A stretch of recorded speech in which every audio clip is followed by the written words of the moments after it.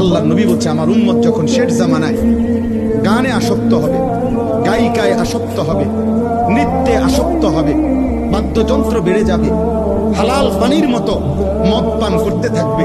আল্লাহ রাসূল সাল্লাল্লাহু আলাইহি ওয়াসাল্লাম বলেছেন ইজা যাহারাতিল কায়নাত ওয়াল মাআজিফ ওয়াস্তাহাল্লাতিল খামরা, আল্লাহ নবী বলেন আমার উম্মতকে তখন মাটিতে ধসিয়ে দেওয়া হবে, পাথরের বৃষ্টি বর্ষণ করা হবে, চেহারা বিকৃত করে।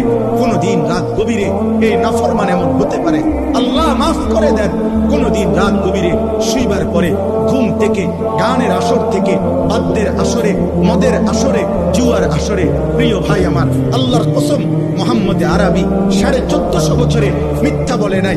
এই পাপের শাস্তি হিসাবে নবী বলছে চেহারা কোনদিন অচিরেই শেষ জামানায় আমার উম্মতের চেহারা এই গান, বাদ্য, মদ, নেশা, জুয়ার আসক্ত ব্যক্তির চেহারা মানুষের সুরত বদলিয়ে পশু জানোয়ারের আকৃতি হয়ে যাবে।